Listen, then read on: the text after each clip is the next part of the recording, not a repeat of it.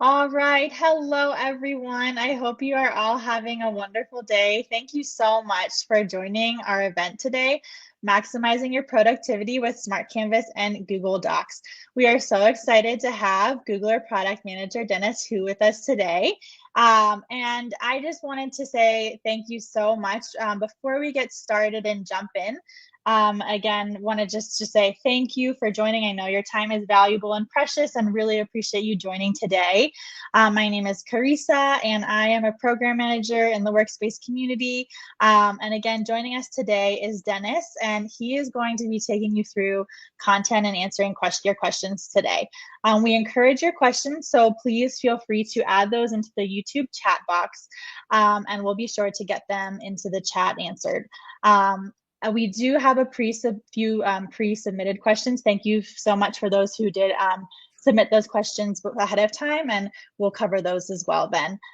For any questions that we don't get to live, we do have a recap post in the Google Cloud community, and there will be a link to that in the YouTube description. All right, everybody, with that, we'll hand it over to wonderful Dennis. Thank you so much, Dennis, for your time, and I'll let you introduce yourself. Great. Thanks, Carissa. Hey, everyone. My name is Dennis. I lead our product team for Google Docs. I'm very excited to be here today to speak with you all. I really do appreciate you all taking your time and also submitting some of your early questions as well.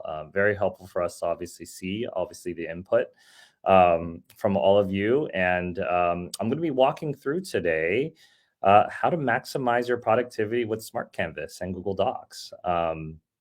It's a very exciting product feature within our Google Docs product that we launched in 2021. And really, it was gauged to really push Google Docs towards the next evolution of collaboration for Google Workspace.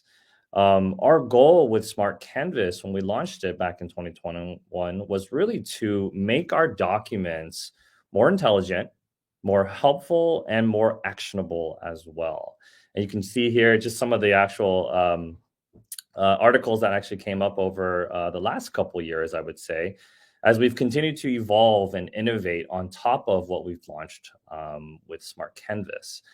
Very exciting. I know some of you all have said you did not know what Smart Canvas was. So hopefully today will be a great introduction to those of you that do not know yet what Smart Canvas is and have not been using it. And then for those that have been using it, I hope today is a great refresher as well as some great insights into how to use it even more. So let me start with really kind of what is Smart Canvas? I think often at times folks have likely heard about Smart Canvas or maybe seen Smart Canvas on other documents that you've been working on, but may not actually realize what exactly is it. So the goal of today really is to show you all more in terms of what that is and how you can start using it and how you can show your organization how to better take advantage of the capabilities that we have built within Google Docs. So Smart Canvas really, in a nutshell, is the collection of components that really boosts collaboration and productivity by connecting objects and creating seamless journeys across Workspace. What does that actually mean? Well, really, at the end of the day, it's really two core components that I'll be talking about today. The first one specifically being what we call Smart Canvas building blocks, and I'll walk you all through that. And then the second component being Smart Canvas Smart Chips, which again, I'll also walk you all through that. So if there's really two things to think about when you leave today's session, when people ask you about Smart Canvas, tell them it's about Smart Canvas building blocks and tell them that I learned a lot about Smart Canvas Smart Chips as well. So let's dive in. Building blocks will be the first kind of key area that I'll be diving into. And really, you can think of building blocks, Smart Canvas building blocks, as the ability for users to really quickly and effectively start their document. Building blocks, we've built it so that they can integrate directly and seamlessly in between Workspace apps as well. And of course, I'll show examples of this. But really, it starts to expand the basis of what a doc is. I think hopefully folks have all seen the continued evolution of how people actually use docs in their workplace each and every day. And, not even maybe 5-10 years ago, people are still printing. People are still printing a lot of things, and bringing them into meetings. And, of course, as folks continually adopted onto cloud-based products like Google Docs, the idea of printing became less and less a necessity. And what then happens is that users can now stay in this digital canvas, in this digital world a lot more. And what that allows us to do within products like Docs is really expand that basis of what a doc is and start to create a lot more dynamic and interactive experiences. Oh, my light just went off. And so really what users can do with these building blocks is really start to quickly start drafts for emails. They can do brainstorming sessions. We can take quick notes. And it really starts to bring together a lot of these connected and differentiated experiences as well within the product. So I'm going to go ahead and start walking you all through more around how you can take advantage of these building blocks and how you can take advantage of Smart Canvas in your everyday workflows. So the first key thing to note here is our entry point. Again, hopefully folks have seen this and hopefully folks have been starting to do this. If not, you can even try doing it right now. Go ahead and hit in a Google Doc if you have it open. And you can actually see what we call this entry point dialog that allows users to start to select options that basically give you the ability to select those building blocks or those smart chips. And the ability for you to do that is really anywhere within the doc. It's going to be the quickest and fastest way for you to get to Smart Canvas. Users can also go into the insert menu and actually insert building blocks as well as smart chips directly through the doc that way. But I like to prefer to use the @ sign. It's a lot quicker and a lot easier for me to actually get to what I need to do. In addition to smart Canvas building blocks as well as smart chips, you'll also have the ability to get access into some of the other most commonly used formatting options as well. So let's say you wanted to insert a table, for example. You can actually do @table as well. Or you wanted to actually insert a heading. You can actually do @heading to actually get to some of these quick things as well. So really think of it as a quick way for you to get access to some of our most powerful features within Google Docs. Okay. And definitely feel free to play with it. You'll actually see a lot of cool things that I'll be showing you today. And I'll obviously probably discover a bunch of things that I don't have time to go through as well. So the first Smart Canvas building block that I want to walk you all through to is what we call the Smart Canvas Gmail draft or the email draft building block. The use cases for this really are when you think about when you need to send a big email out to a wide group or maybe an executive audience, right? And typically when you need to do those, often at times you need to collaborate with your colleagues on figuring out what to actually send out, proofread it, make sure you actually have everything covered. And so the way to do this is to take advantage of the collaborative features that we have built into our editors products and specifically within Docs. So what we have here is if you actually do @email draft, what will pop up is essentially this table that you see on the right-hand side that will essentially allow you to draft an email. You can put in the actual people that you want to actually send it to. You can have your CC, your BCC, and then you can start writing your text. And within starting writing your text, you can take all the advantages of all the things that we have built within Docs, like Smart Compose, grammar check, etc. That'll help you, again, create hopefully the best email that you can send out. Then you can also share the doc. You can tag users into the doc. You can take advantage of our commenting features within the docs to actually collaborate then with folks before actually sending out the email. The last thing I want to mention here, though, that is really kind of the icing on the cake, if you will, is that we've integrated this directly into Gmail as well. So on this particular button that you see over here on the upper left-hand side, once you click on that, you'll actually be taken directly into a Gmail dialog that essentially allows you to just send the email. You can continue to make tweaks, obviously, if you need to, but we'll take everything that you've populated within the actual doc, within the draft, and then push it directly into Gmail. So you don't have to do any more copy and pasting if that's what you're doing today. You don't have to look at who you're actually sending it to because everything is actually pulled from Google Docs into Gmail. The next building block that I'll talk about here is calendar draft. So this is something new. So some of you all may not have yet seen this, but we did announce this and it is coming out quite soon. And it's similar to the email draft that I walked through just now, but think of it now as creating this calendar draft. And again, these use cases are typically going to be when you need to schedule a big team offsite, maybe a summit. You got a lot of people coming together to collaborate again on planning what that summit is or what that offsite is. And so it's a really, again, easy way for users to collaborate on calendar events. Within the calendar event, you can set your title, you set your guest, you set your start time and your end time, your location and description. And we have the same type of direct integration back into calendar as well. So again, this takes away, hopefully, some of the mundane tasks that users do likely today around copy and pasting from one document to another, or one document to calendar or into Gmail. And it directly puts users into the actual product that we've integrated directly with. And again, allows you to take advantage of all the collaborative features that you've got built with into Docs today. Very exciting to have this going out very shortly. The next one over here for building blocks that we'll talk about today is meeting notes. And this one is honestly probably one of my favorite building blocks that I use pretty much every day, if not multiple times a day. And it's often the question that users ask when you're in your meetings today. Hey, did anyone take notes? Well, really, I would say at the end of the day, every meeting should have notes. And we've made it super easy for users to actually create these notes within Docs, so that we have a general template so that users can then just fill in, obviously, then the notes as well as the action items that appear within this template. What we've done with meeting notes, and I'll show an example later live, is that users can actually go into your doc, hit your @ sign, say @ meeting notes, and be able to select from a number of upcoming meetings that you have on your schedule. And what we do once we pull it into this particular building block is that we obviously have the date, we have the title to what your actual meeting is. We also pull in the attendees. We know who's attending, we know who's not attending, as well as pulling the attached files, right? So all of these things that you're likely doing on a manual basis today, we do with one simple action for the user to do, which is just @ meeting notes.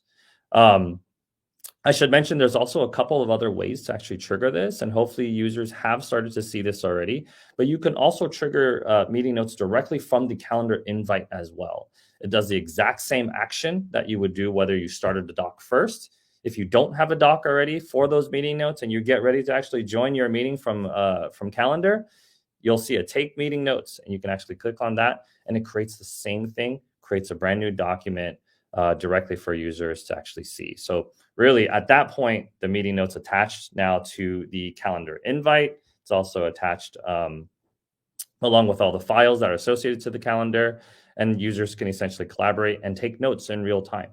And what, again, I hope many of you folks are already taking advantage of. The ability to actually collaborate directly in real time with meeting notes is an awesome feature that a lot of our users take advantage of. The other thing I should mention specifically on meeting notes is that we've done a lot of improvements from the initial release that we did with meeting notes as well.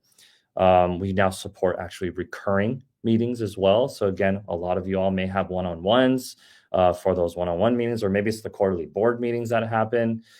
You can now actually use this same document and leverage the meeting notes template that we've built in through the building block and actually trigger off recurring meetings as well. So again, not having to go scramble, not having to go create a new document, but leveraging the actual menu within here. It's actually triggered directly through these 3 dots over here that allow you to then select the upcoming meetings that'll be happening here as well.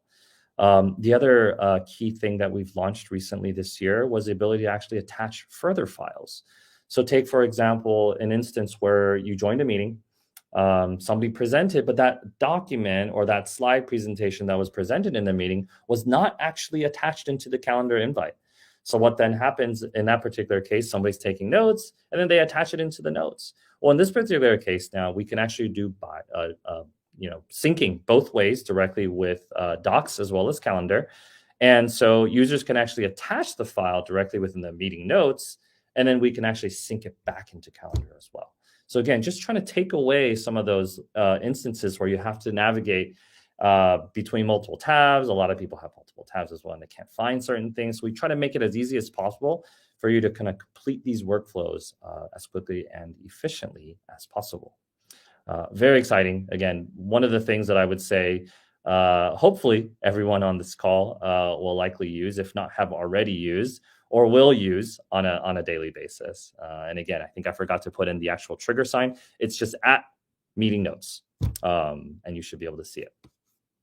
All right, let's keep going. So the next building block that we have is our project roadmap building block. So really, this is if you think about scenarios where you have a document and you actually want to actually use that document to track the actual status of all the projects that are going on within your organization. I would say this is a fairly basic project management tracker building block. It's got basic tables. It's got drop downs that are built within the actual tables, and users can obviously update and modify these tables as needed as well. The great thing about using project roadmaps within Docs is that oftentimes user has a number of other things that are actually put about the actual project within a single document. So now you can start to consolidate all the different areas where you're actually managing projects into hopefully a single document. The next one here we have is our Smart Canvas building block review tracker. And this review tracker, think of it as when users are asking if everybody's actually approved a document. Something that's commonly done, I would say, in the workplace today. And again, it creates a fairly straightforward table here that allows users to add in reviewers, track a status, as well as add additional notes to this as well. And you can start to think about how these building blocks can also apply directly into your daily workflows, because a lot of users today are maybe doing things like, highlighting a particular comment or going in and highlighting the actual title of the document, commenting someone in, saying you want to assign it and say, hey, would you mind actually reviewing this? We've started to formalize this a little bit more for users so that you can start to take advantage of how the document works and how the document interacts with the folks that you need to collaborate with. You can still do the same thing here as well. You can create this table, put in a reviewer, add a particular reviewer in the actual reviewer list, and then tag them in the same way that you've been doing comments as well. But again, structures it now in a way that makes it a lot easier for users and your collaborators to hopefully see what they need to do and take the action on the things that they actually need to do as well. Super excited and something that I honestly use obviously all the time as well. I think the last one over here is a really exciting feature that we are also just about to launch and have just started actually launching this week. And it's custom building blocks. So what I walked you all through just now is a number of different building blocks that we within Google have actually set up, within Docs have actually set up for users, knowing that we think and we believe and we see that users are actually leveraging a lot of these key features and workflows and tasks to actually help in their everyday workflows. But we know that we can't cover every single use case that every single person wants in this world. So what we've done here was build the ability for users to actually create their own custom building blocks. And really, again, these key use cases, think of the scenarios or think of all the times when you're constantly recreating maybe sections in a document. Maybe it's a particular way you need the document to look and feel, and you have certain sections that then have tables underneath or different summaries underneath that or text blocks underneath that, and you need to use that over and over again. Well, what you can do now is you can actually create your own building blocks within Google Docs, assign it a particular name, give it a quick description, and then actually access it in the same way that I've been talking about through that @ sign, those building blocks, so that you can use it in all of your docs going forward, as well as your docs in the past. What I've seen a lot of users do is often, simple tables as well. Maybe it's that project tracker table that I showed earlier, but instead of having those 4 columns, you actually have 5 or 6 columns, and you have different ways that you want to actually format it. And so what you can actually do is say, hey, I want to create my own project tracker task list, and create it yourself, highlight it, save it as a custom building block, and then have the ability to just use that building block going forward. What we've also built within the custom building blocks feature is the ability for you to fully manage that building block as well. So for whatever reason, let's say you don't need that building block anymore, and you don't want to clutter the list of building blocks that you have available for you to actually use. you can actually go and delete that building block. Let's say you wanted to update it because maybe instead of status now, you want to call it, review tracker. And what you can do is you can actually go into the instance of the building block that we've saved for you, actually edit it directly, and then use it again going forward with the updated building blocks functionality. So again, very excited to actually launch this. This is something that has been asked, I would say, by a number of customers as well. Again, just knowing that, we're never going to be able to actually build every single use case that the users want, but now we're going to give you all the control to actually take advantage and build these building blocks yourselves to really, again, increase your productivity and, boost how you actually accomplish a lot of your workflows today. Very excited to get this out, and hopefully folks will start seeing this soon. All right, so that was building blocks. The next part of Smart Canvas really focuses around what we refer to as smart chips. And within smart chips, again, hopefully folks have started to see some of these things, especially with things like file chips and people chips. Essentially, think of smart chips now as it is essentially a structured data type that will allow users to really connect objects and also have potentially non-text interaction as well. So going back to what I mentioned earlier in terms of the evolution of how users are using documents, you can't interact necessarily with a piece of paper, but you can very much interact with a digital canvas. You can start to actually trigger different things for users to actually do to help you collaborate. And I would say at the end of the users to also delight your users as well with things like voting chips, which I'll talk about later on as well. But really what we've done here with smart chips is we've started to bring together a lot of different types of data into Google Docs to really drive collaboration and connection between products. These chips can allow users to really see also connected metadata. So things like when you hover over a particular chip, or maybe when you click on a particular chip, you can actually start to see more than just the person themselves, but also the details about who that person is. Other things that I mentioned earlier as well, we can make these, and we have made these chips very much interactive as well. You can see here with the example on the upper left-hand side, it's a timer chip. And what users can do is they can actually insert chips and then actually hit the start button and then actually interact. It'll actually do a full countdown, and it'll actually let the user know when the actual timer then runs out. So I'll walk through a number of these things, but think of smart chips as this collection of individual components that can now actually even live within your building blocks or just within a document by itself. So I'll walk you through some of the most popular drop-down chips, as well as some of the chips that we have coming up, launching very soon. So the first one that I'll be walking through is drop-down chips. Drop-down chips is pretty much what you think it probably is, which is the ability to create drop-downs very quickly and very easily within Google Docs. Drop-down chips typically are used to, do things like update statuses of a document. Maybe it's a project, or maybe you just have a set of options of things that you want to allow users to actually choose from. What we do now is allow you to essentially build and customize these drop-down chips however you want. You can add more. I think we default, dependent upon some of the default chips that we have, things like project status, will default to a certain set.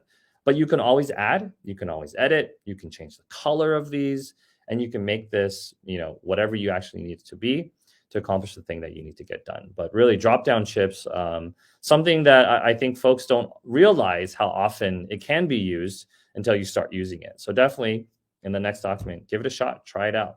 Maybe just, again, status of a document is a very basic one that a lot of our users use today. The next one here is one that hopefully you've all seen, and that are people chips. Really, at the end of the day, collaboration is done with your colleagues, and you work with your colleagues each and every single day. And one of the most popular chips that we have today are these people chips. The way that users can actually insert people chips, again, use that @ sign. Once you hit the @ sign, you can actually just type in the name of the person you want to actually reference, and it'll actually create what we call these people chips that have the ability to pull in the additional metadata that I mentioned to show you more information about that particular user. So again, think of these use cases now of maybe the meetings that you're in. And there's 10 people in the meeting and you don't know who everybody is. Well, now in that meeting notes template that I showed you, we actually take advantage of these people chips and we'll actually show you all the people that are in it. You can actually hover directly over maybe somebody like Chris and immediately now see, oh, this is the user experience designer that I've been meaning to get to actually set up a meeting with. So instead of you now having to go maybe to your company intranet or go ask another person, hey, who is this Chris person? You can actually now start to see a lot more of this information and really get quicker access into potentially things like, oh, maybe I need to reach out to Chris as well. So we have simple quick actions like email, chat. You can start a meeting or you can schedule a calendar invite as well directly with these users, all from within this chip. Very exciting. I would say, obviously, it also depends on the data that is stored about that particular user as well within your organization. So the more information that you have within the organization about who that person is, the more information that we can actually show when the user actually does that hover state, right? So things like title, things like location, phone number, et cetera, are all things that are basically pulled in from how you manage your company and your organization's users and your contacts, so that users can actually pull and directly access these people cards directly from the doc. So the next one here that I'll be talking about are file chips. File chips, again, another popular chip of ours. They can be created both, again, also from that but also directly when you paste a URL into a document. So again, you're starting probably to see that trend, right? Everything is triggered through the and what we also started to build within the app are some basic search capabilities within the app to allow users, again, to more quickly accomplish the task that they need to, right? So let's say you're writing a document about this test and you need to actually reference it. What you're likely doing today is you either have that tab open, maybe in a different tab, so you got to go find it, or maybe you don't have it, so maybe you go to Drive, or maybe you go to the Docs homepage and you go look for this test document, right? Once you go find that test document, then you likely open that document, copy the URL, go back to your original document, and then paste it in, right? And you can see just from that, it's a task that is done over and over and over again, likely for most of our users, that we saw the ability to really boost and improve your productivity by allowing you to just reference that document directly when you're in the actual document that you're actually working on. And so really the actual benefits also that you get from inserting these file chips are also going to be things like a preview state as well. So what you see here is an example of what happens when a user actually hovers over that test document. And so they can instantly see now the test document. There's actually a copy URL link that tells you who the owner is. It tells you when the last changes are actually done. And it gives you a little snapshot of what that document is, so that users can actually reference it a lot quicker as well. So really cool feature, I would say. The next time I would say that you're thinking about hyperlinking a particular file to a text string, try using a file chip as well, right? And we've also done a number of things knowing that users sometimes will actually just paste the URL, and a lot of these things, users have to get used to using smart chips and smart canvas components. So we know that when users paste, we have smart logic to actually detect, oh, hey, this user actually pasted a URL of a document. And so users can actually hit the tab, which is what you see on the top here, to actually replace that URL stream with the actual file chip as well. All right, the next one to walk through is date chips. And so date chips really is a quick and easy way for you to add dates directly into your document. These dates can actually be interactive so that you can actually check to see, or actually change the dates as needed. And then you can also do, basic date ranges as well for quick inserting. You can do things like, today's date. You can do tomorrow's date. You can do next week. And we'll actually do quick logic based off of what the user puts in. We've also started to add things like time as well. So you can start thinking about how this is useful for things like calendar event drafts. So not only do I obviously want to have a date, but I also want to have a time for when the meeting is, obviously. So users can now start to combine both date and time directly into this and start to reference a lot of this as well for users. The next one here is a chip that we call calendar event. So these are chips that directly reference meetings, calendar events that you have already set up within Google Calendar. And each of these chips now directly go and link directly to Calendar. Typically, I think what we've seen is these are perfect for managing when you have a large set of events. So again, let's think back to the summit example that we talked about earlier. Imagine now you have a summit calendar, you've got 2 weeks of meetings and events. Now you can actually create a document that actually has a store of what all of these meetings are going to be throughout your summit, and then use smart chips as quick references for ways for users to actually access those meeting events directly. So it's very easy to actually do this. You can just do at the event name, if you remember the event name as well. So you can just do at LUNCH and it should pop up and you can actually select it. One other thing that we've actually built into this feature as well, knowing that users may actually reference this with maybe even a single meeting. Knowing that I have a lunch meeting with Shirley, maybe I start a document so I can start taking some quick notes. Well, what we do is once you actually trigger this lunch meeting with Shirley, we'll actually ask you to as well, if you want to create a meeting note building block as well. So again, trying to adjust and trying to be contextual with our users in the moments that they actually need it to leverage a lot of these key functionalities and features that we want our users to really discover and to use. So having these tie in are just natural components of how we can see users really taking advantage of all the neat building blocks and smart chip features that we have. The next chip that I'll walk through is what we call our maps chips. So really, this is again now creating the ability to have simple map chips. This is when you need to reference a location, for example. We actually have direct integration into Google Maps, so you can reference really literally any location, I would say, in the world. These locations are searchable directly through the @ sign as well. So again, I can just do at Paris Baguette, which is one of my favorite bakeries. And you can then just select it, go ahead and what it does is it creates an actual chip that when the user hovers again over it or clicks on it, they can actually see things like actual preview directly from Google Maps. You can actually do directions as well. So it's a great way to say, again, going back to that summit example, now I've got my summit draft ready. I've got all the events now planned out. And not only do I have the events, but I also have the locations of all these events directly accessible directly within this document. And if users need to now get directions to where they need to go, maybe for the company dinner, users can actually just go straight from here, click on a link, takes you directly into Google Maps where you can see quick directions to how to get there.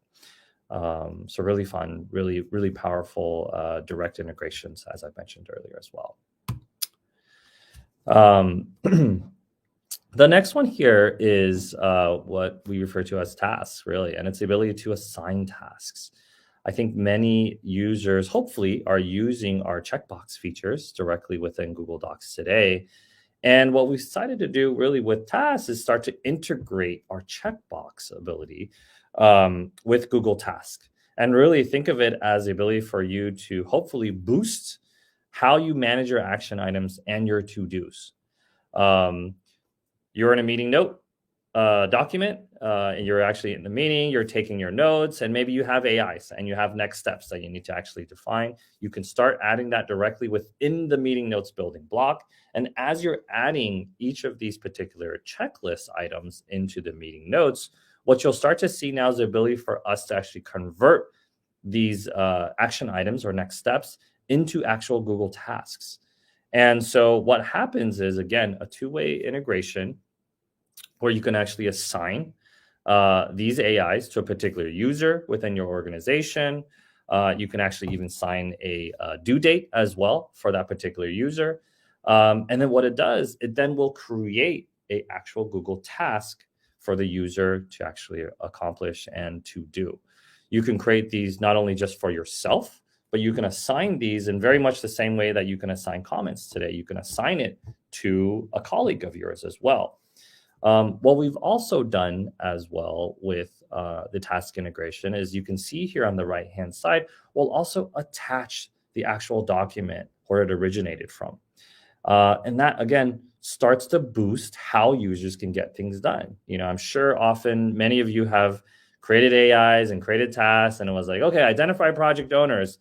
But then you don't exactly remember which project you were actually working on because you don't have a reference to what the document was. So what we've done here is directly integrated it all so that as these tasks get created, it also attaches and links directly to the document where it came from. So it's a lot quicker. Users can then actually accomplish those tasks directly from actual Google Tasks, or they can actually close it out directly from within the document as well. So you can actually check it from within Google Doc. We'll actually push it directly to Google Tasks or vice versa. Really neat integration as well. The next one here is timer chips. So really, these are one of those interactive chips that I mentioned earlier today as well. Users can now actually do quick countdown timers, and it's really great for what I've used it in the past now for brainstorming sessions, collaborating meetings, where you essentially have breakout groups, right? And within these breakout groups, you say, okay, everybody's got 5 minutes to actually come up with as many ideas as possible. So you can quickly now just do @timer. We'll default, I believe, to 5 minutes currently today, but you can adjust it to anything that you want it to be. Maybe it's 30 minutes, maybe it's 10 seconds. And it's quick. Once it's actually done, an actual toast does come up on the bottom of the page to let the user know that the actual timer is done. Very neat, very interactive as well, like as I mentioned, and something that just couldn't be done before. So super excited to get this out. I believe it should already be out currently today. And then we also have stopwatch chips, which is, again, similar to timer, but now we're counting up versus counting down. And what we've seen a lot of the use cases for things like this are particular things like, let's say you're doing a big presentation like this one right now. And I need to practice. I need to practice going through the actual deck. I need to practice going through what I'm actually going to say. So I've actually narrated exactly what I want to actually say in a Google Doc. And then I'm actually going to go through it. And so what you can actually do is trigger a stopwatch chip. And within that stopwatch chip, it does exactly what you think it probably needs to do, which is just starts a timer. Then once you're actually done, you can hit stop and you can actually see the overall time. So again, just taking away some of the things that we've actually seen many users do, where maybe I have a document I'm presenting, and then they open up another website that just so happens to have a basic timer chip, or just so happens to have a stopwatch chip. And then they have another tab open, and then they start it over there, they get back into the doc, and then they do what they need to do, and then they're constantly tracking the other tab. We've brought it all together. We've made it a lot easier for users to actually do all this within the context of docs to, again, boost that productivity. Oh, this one's a fun one. So this is what I like to call emojis everywhere. One of the things that hopefully you all have noticed over the last couple of years is that people love emojis. It's a great way for users to express how they think, how they feel, how they want to react to certain things within a document. So we've got things now like comment emojis, which is what you see over here as well. But we've also got things now called voting chips. And the ability for actually users to actually create things like a table. And maybe it's a brainstorming table. And within that brainstorming table, you now have a column that you want to call voting. And you invite 20 people into the document. Now, instead of users having to, type in, yes, I like this one, or type a comment and say +1 to this, they can just easily now have voting chips. And so this example over here, you can see like a thumbs up. Users can just click on this. It is 1 vote per user, right? So we track all that for you. You can actually unvote if you accidentally voted something, but you can't vote for somebody else either. And it's quickly referenceable directly to the person that actually did the voting, right? We also do support, I would say, some default emojis like thumbs up, like the plus emoji, but we also do now allow users to expand and use any emoji that you want to as well within the document. So you can see all the different fun examples of how emojis also bring a little bit more, I would say, life to your document as well. A little bit more of that delight that I mentioned earlier. That makes it just a lot more, I would say, fun, if that's the right word, when you're collaborating with your colleagues. And so super excited. We're going to continue to push, I would say, emojis through a variety of different areas within the documents. And this is just obviously one quick start of where we're going to be. I think this may be almost the last slide, but one of the other upcoming launches that we're doing that actually it's rolling out, I believe, this week is variables. Something that I hope folks have seen or have heard about now. And users now will have the ability to actually insert dynamic variables into your document. So I believe this is an example of an invoice where you have, let's just say 5 different products. You reference it directly into your actual invoice itself, but then it's also referenced later down below here as well on your thank you comment as well. So this is just one basic example of how variables can potentially be used. It's great for things like contracts, honestly, as well, where you have things like customer names or you have address that's referenced in multiple places in a document. You can now actually do @variable and actually create these placeholders essentially for users and for the collaborators to essentially say, oh, okay, hey, here's the customer name that I want to have. Here's the overall template or the draft of what the actual contract's going to look like. And then once the customers come in, now I have a single document where I can just replace customer name each time and then export it out directly for users to actually use and share with folks as well. So very exciting for us. Variables is a big project, something that I think our users have asked for as well quite often.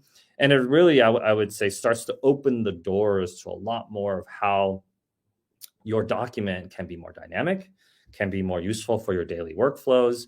I know one other colleague of mine loves to use variables for performance reviews. It's a great way to have kind of standard things that you have to do, and then you're inserting who you're actually talking to, obviously then customizing it with the additional things, but it gives you that base template of things that you have to go through each and every time to make sure that you're kind of checking all your lists. Very excited to get this out. A lot more that we're going to be doing with variables, I would say, as well going forward. And folks should start seeing this out hopefully in the next couple of weeks as we start rolling this out. All right. The last slide here is what we've been referring to as 3P smart chips. This is very exciting for us as well because we understand and we know that as users are using products like Google Docs, you're also probably using other 3P products as well. You're probably not doing everything just in Workspace as much as we would love for you to do that. You're probably also working on things like, let's just say Salesforce or Asana or different tools out there that help you do things like bug tracking, for example. Well, what we've done now is created the ability for partners and developers to create what we're calling 3P smart chips as well. So if you think back to what I mentioned earlier about file chips and how users like to just paste URLs into documents, this is an example here where now, let's say a user is just pasting a URL into a document that is of a 3P integrated product that we have within Docs.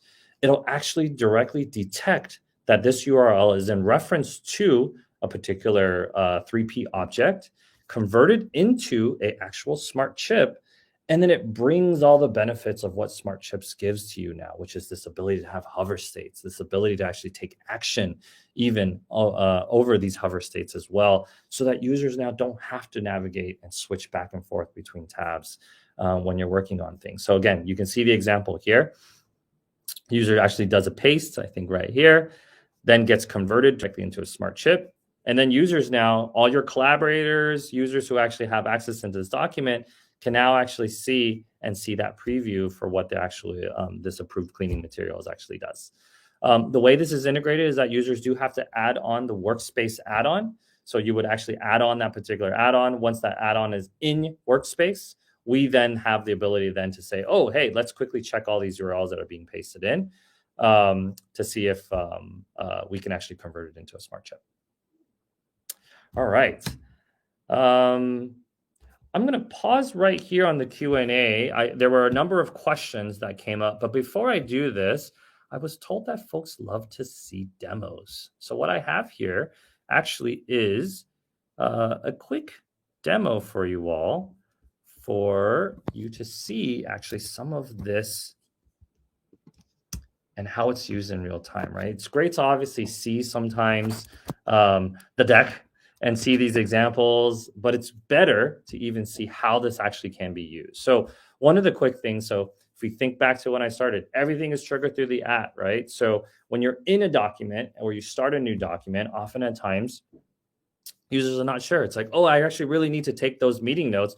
Well, now users can actually go in here, right? And you can now start to see, once I hit that @ sign, this is that dialog that pops up.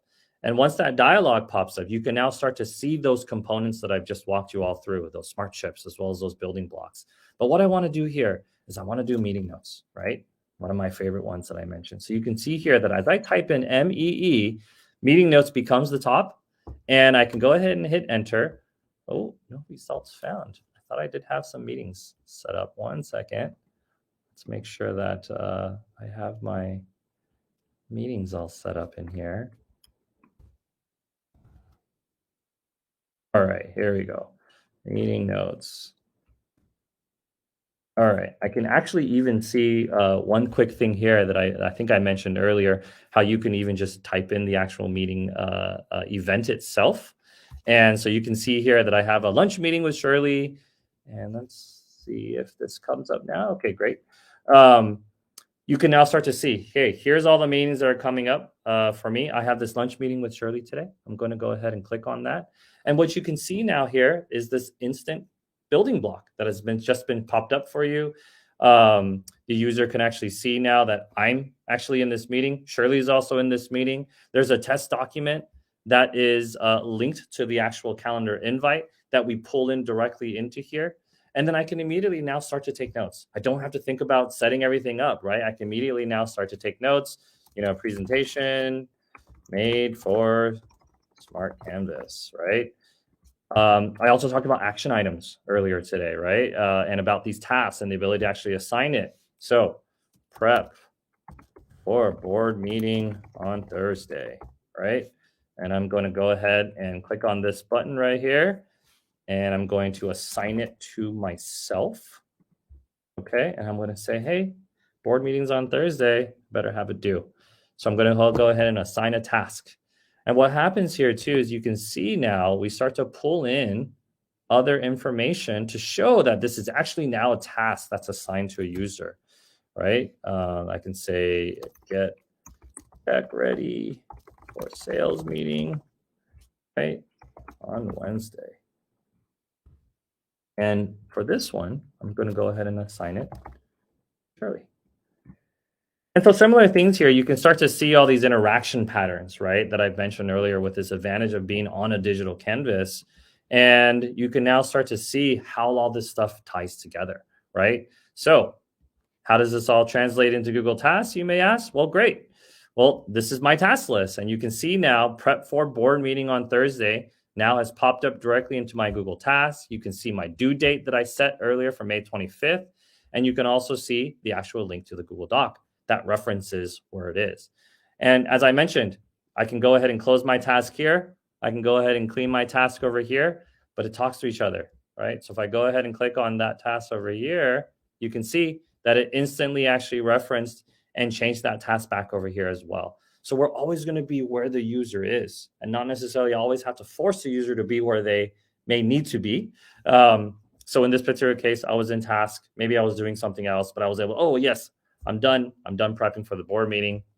I can just close it directly here within Google Task. Other things that I mentioned earlier as well, recurring meetings, right? So How do I actually set up recurring meetings? Well, because that meeting is already set up as a recurring meeting within Google Calendar, we know that. And I have a weekly meeting with Shirley for lunch. And you can see here now, I've got another one for next week. And what I can quickly do now is also just reference that recurring meeting so I can start to actually prepare for that meeting as well. Couple of other things that I mentioned earlier too is maybe for my next week meeting, it looks like I have this test prezo attached to it, but I no longer have the test document. That's a mistake, right? So we have abilities now for users to actually add an attachment here. And what you can see here is that once you add it, we will actually prompt you and say, hey, do you actually want to attach this back to the meeting invite as well? And I said, yeah, absolutely. So what this does, again, two-way, being where the user is, and really, again, helping users be more productive, I would say, at the end of the day, too. And the last thing I'll go ahead and show you all is email drafts, right? So two things. So you can see here what I did, email draft.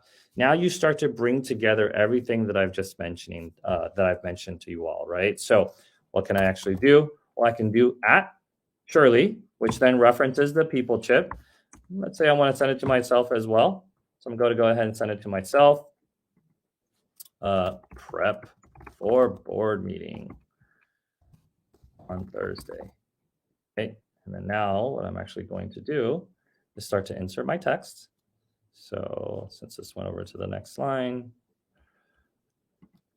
so hi Shirley.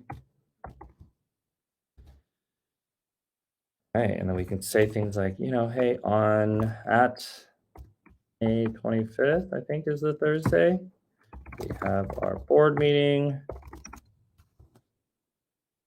And you can actually do things like referencing documents, right? So let's say in here, I want to reference this test document, right, that I mentioned earlier.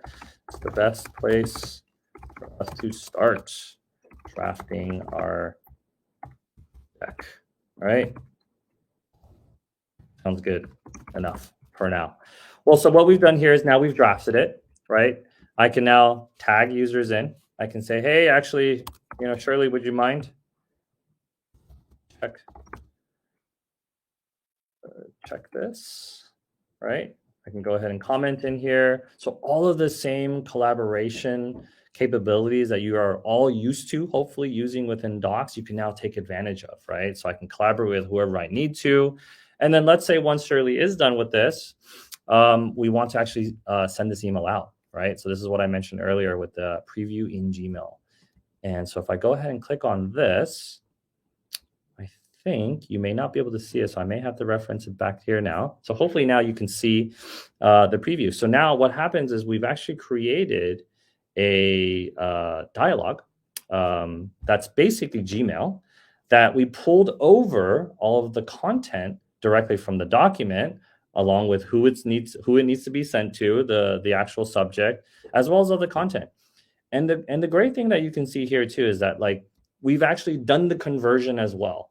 We know that these are chips, and in Gmail right now we don't yet support chips, so we're going to go ahead and convert these into actual text objects. But the hyperlink as well also works, right? So within the actual file chip, we've converted that file chip now into a actual hyperlink for the user to actually do. So then at this point, I can go ahead and hit send, and it will actually send the email. All right. I believe that was what I wanted to cover for the demo. Let's go back really quick to some of the questions, and I'm conscious of time, so hopefully we'll be able to answer some of the questions now that we've seen come up. All right. Oh, sorry, increasing the font size. Sorry, I think things are a little small on that, so I apologize for that. So a couple Q&A. I think I went through a list of questions specifically that we saw come in, and I kind of pulled together what I saw as some high overarching themes in terms of what people want to learn and know a little bit more about. So I think one of the quick initial questions were around compatibility and expansion. I think there were some questions around 3P. There were some questions around how do you integrate now and the compatibility with other products. So all of what we do with Smart Canvas, as you saw with the Gmail example as well just now, with the Gmail example, you saw that we actually will convert these particular chips when we know we need to convert them into things like hyperlinks, into things like back into URLs or back into text objects as well. So let's say you actually want to take a particular doc file and then move it into Word. Those Smart Canvas smart chips will actually be converted back into objects that then Word can obviously understand. Now, going vice versa, we don't have that ability just yet, but it's something that we're working on. Another question, and then, sorry, on the expansion front as well, as you saw with the last example on the smart chips, we are expanding with 3P. So there's a lot more exciting things that we're actually going to be doing with 3P that we'll be announcing hopefully later this year. Will you support this on mobile? Straight answer I would say is yes. Currently today, we do not support a lot of the Smart Canvas features, but a lot of those features will be coming throughout this year. What new and exciting features are coming? I don't want to spoil all the fun, but as you can imagine here, Smart Canvas is a huge part of what we are doing within Docs. We see this again as an evolution of how users collaborate and boost productivity within Docs. So there are a number of new Smart Canvas building blocks, number of new Smart Canvas smart chips. They're going to be coming out in the near future and for a long time. We're very excited about the potential of where it can go. I mentioned the 3P earlier as well. There's a lot of opportunity there, again, as you start to think about how users use documents today, how they use it within their daily workflows, and how can we actually improve those daily workflows for those users going forward. So stay tuned. For those of the folks obviously on NDA, you can start to see some of those features popping up in our overarching roadmap. But very excited for us to continue to boost and I would say push the boundaries of how users collaborate and work day to day. The last thing I wanted to bring up was discoverability. I saw a lot of questions that popped up in the sign-up sheet around just, I don't even know what Smart Canvas is. I want to just learn how to actually use it better. And so, this is something that we're actively addressing, as you saw with some of the features that we're doing with the contextualness of when users paste a URL and then actually being able to do tab. We want to actually show a lot more of what these components and these building blocks and these smart chips are capable of doing. I can probably guess that even if a number of you all were using the Smart Canvas meeting notes building block, a lot of you all probably didn't realize that you can also use it for the recurring meetings. A lot of you all probably didn't realize that you can also send the email directly from those meeting notes as well. So a lot of these things are going to be on us as the Google Docs team to really, bring to the forefront, really find those opportunities to help you learn, right? And then again, as users start to see it, hopefully this will trigger all the folks on this call to become those initial users within the companies to start using Smart Canvas. And then as you start using it, then your colleagues start to see it. And when they start to see it, they're going to be like, oh, wow, what's this neat dropdown? What's this neat people card that I see now? And then you can help be that trigger for the further discoverability and adoption of Smart Canvas within your organization as well. And again, we're going to do a lot of stuff on our side, but we're going to lean on you as well to be those advocates for us going forward as well. I think that is it. I'll pause really quick just to make sure if there were any other open questions that were posted. I think most of these questions were answered by Jeffrey. Thank you so much, Jeffrey, for helping to answer a number of questions here. Anything else? Let me see. Got a couple of other questions here. Okay, when are these coming to Sheets? Yes, so great question. Smart Canvas and what you see in Sheets today, you've started to see a little bit of this already being announced, I would say, over the last couple of months. This is coming to Sheets. It's coming very soon. So I would say stay tuned again. Check out our roadmap. But a lot of these capabilities and these functionalities, as you can imagine, will work great in Sheets as well. Any other questions? Jeffrey, I'll do a quick check again. All right.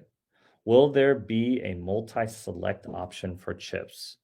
Yes, and so this is specifically when with those drop down abilities, right? So yeah, so I think we're looking at a variety of new chips. I would say constantly. You're going to see a lot more chips coming out through the year. I think continue to provide and ask these types of questions because it gives us a sense also of what our users want to see and use on a daily basis. But again, these are going to be a lot. You're going to see a lot more chips coming out in the near future. All right. Any other questions? All right. I think that may be it. Well, I wanted to say thank you again for everybody who dialed in and hopefully learned something new about what Smart Canvas is, how to actually use it, how to boost and maximize your productivity. And again, hopefully be those advocates within your organization to start using Smart Canvas as well, because it only takes one. And as we all collaborate, hopefully folks can learn and again, be more productive in your daily workflows. I'll hand it back over to you, Carissa, and we'll wrap it up. Awesome. Well, I just want to say thank you so much, Dennis, for that amazing presentation. I learned so much and took notes and really, really enjoyed it. So thank you so much for your time. Thank you, Jeffrey, who's another product manager, helping us out answering questions. Just some next steps. We put in the chat there the feedback form link. So please fill that out for us. We truly value your feedback. Also mentioned in the chat that if you want to stay up to date on the community events, I put in the community event link. You can also subscribe to that page from the top right in the topic option so you get email notifications with the events. I also put in some courses that from Google that you can take to help out with Google Docs, but also just admin and end user learning for Workspace. And yeah, that wraps up our presentation today. Last thing I did want to mention was that we will have a post for the general Workspace community with a recap, and then for those NDA specific questions that were asked, we will have a follow-up in the Customer Connect as well. And we put instructions on how to sign up for that if you're under NDA as well. So thank you so much. We truly appreciate your time. We hope you learned a lot. Don't forget the feedback form. We'll see you in the community. Thank you so much. Have a wonderful day. Bye, everyone.